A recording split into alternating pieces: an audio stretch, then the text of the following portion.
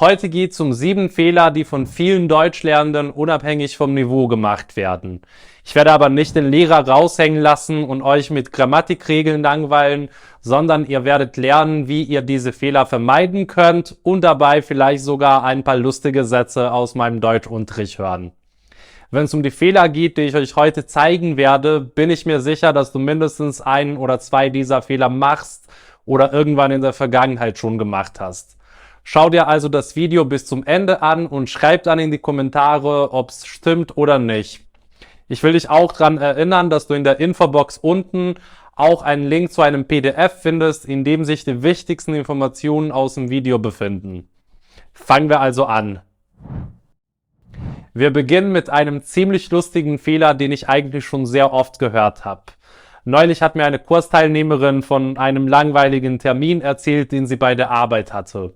Dabei sagte sie, ich hatte gestern ein Meeting und ich war so langweilig, dass ich fast eingeschlafen wäre. Und ich dachte mir die ganze Zeit, wie mir ihre Kollegen leid tun. Ach, deine armen Kollegen, die dir die ganze Zeit zuhören mussten. Natürlich wollte sie eigentlich sagen, dass ihr langweilig war oder dass sie gelangweilt war. Langweilig ist ein Adjektiv und bedeutet, dass jemand oder etwas uninteressant ist. Wenn jemand also langweilig ist, dann hat er beispielsweise keinen Humor und erzählt lange, langweilige Geschichten. Oder wenn etwas langweilig ist, dann finden wir es bloß uninteressant und inhaltsleer. Wenn wir aber Langeweile empfinden, dann sagen wir, mir ist langweilig, mir war langweilig oder ich bin oder war gelangweilt. Und wenn ihr sehr gelangweilt seid, könnt ihr das auch ganz dramatisch ausdrücken und sagen, ich sterbe vor Langeweile. Hier ein Beispielsatz dazu. Die Vorlesung war so langweilig, ich dachte, ich sterbe vor Langeweile. Ich musste mich wirklich zusammenreißen, um nicht einzuschlafen. Ähnlich ist es auch, wenn es um die Wörter kalt, warm oder heiß geht. Wir sagen also nicht, ich bin kalt, sondern mir ist kalt. Da es hier, ähnlich wie in dem Beispiel mit gelangweilt, um unsere Empfindung oder Wahrnehmung von etwas geht. Zum Beispiel, kannst du bitte die Heizung anmachen? Mir ist kalt. Wir können aber auch sagen, dass jemand kalt ist. Und dann bedeutet das im übertragenen Sinne, dass er oder sie emotional distanziert oder gleichgültig ist und sich für andere Menschen nicht interessiert. Zum Beispiel, viele Leute sagen, dass sie kalt ist, weil sie ihre Emotionen nicht zeigt.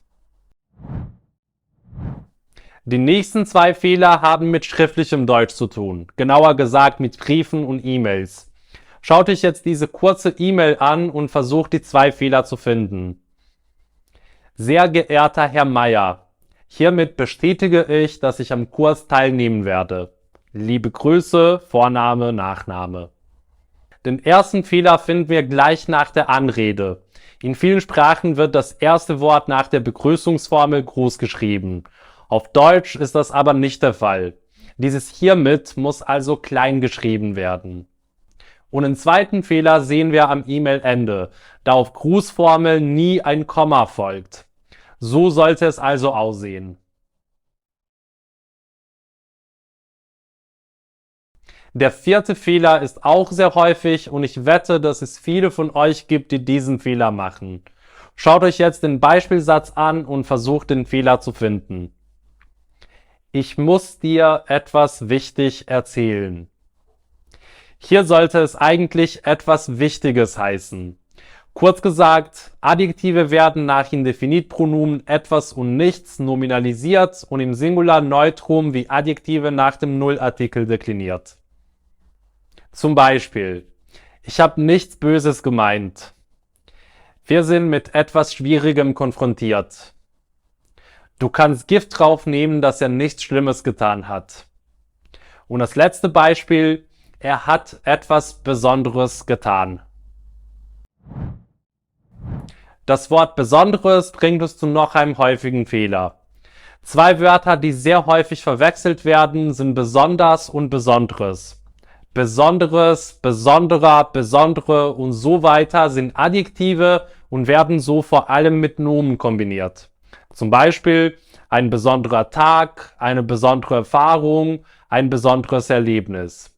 Besonders, also ohne dieses zusätzliche E, wird als Adverb verwendet, um auszudrücken, dass etwas außergewöhnlich oder speziell ist. Und es wird mit Verben, Adjektiven und anderen Adverbien kombiniert, aber nicht mit Nomen. Zum Beispiel: Dieses Thema müssen wir besonders besprechen. Diese Frage ist besonders wichtig. Das ist ein besonders teures Handy. Besonders kann auch vor allem bedeuten. Zum Beispiel: Es ist hier immer kalt, besonders im Januar. Schreib's jetzt in die Kommentare, ob du diesen Fehler schon mal gemacht hast. Hast du's getan? Ja? Dankeschön.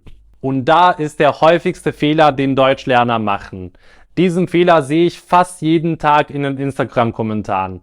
Aber keine Panik, den Fehler machen sogar Muttersprachler sehr häufig. Merkt euch das jetzt.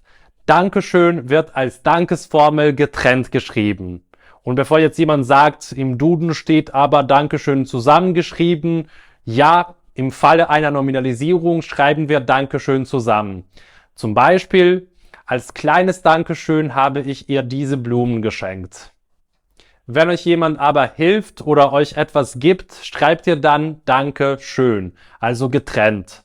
Genauso wird auch Bitteschön als Antwort auf Dankeschön getrennt geschrieben. Jetzt habe ich eine Frage. Wenn du heute nicht arbeiten musst, sagst du dann, ich bin heute frei, oder sagst du vielleicht, ich habe heute frei? Wenn du in diesem Fall das Verb sein benutzt, dann machst du auch hier einen Fehler. Um zu sagen, dass wir nicht zur Arbeit gehen müssen, verwenden wir das Verb frei haben. Zum Beispiel: Nächste Woche habe ich am Montag frei. Oder am Samstag arbeite ich nicht, ich habe frei. Frei sein bezieht sich auf konkrete, aber auch abstrakte Freiheiten im echten Sinne des Wortes. Zum Beispiel: Nach 5 Jahren Gefängnis ist der unschuldig Verurteilte endlich wieder frei. Oder: In diesem Land sind wir frei, unsere Meinung zu äußern. Das waren also 7 Fehler, die von Deutschlernenden häufig gemacht werden. Es ist hier wichtig zu betonen, dass es völlig normal ist, Fehler zu machen. Und neben diesen 7 gibt es auch viele weitere, die man auch oft hören kann. Und deshalb ist es auch wichtig, sich mit anderen Deutschlernenden auszutauschen. Denn so lernt man nicht nur aus seinen eigenen Fehlern, sondern auch aus Fehlern anderer. Und genau das interessiert mich jetzt. Schreibt unten in die Kommentare, welche Fehler ihr in der Vergangenheit oft gemacht habt. Danke euch fürs Zuschauen und bis zum nächsten Mal.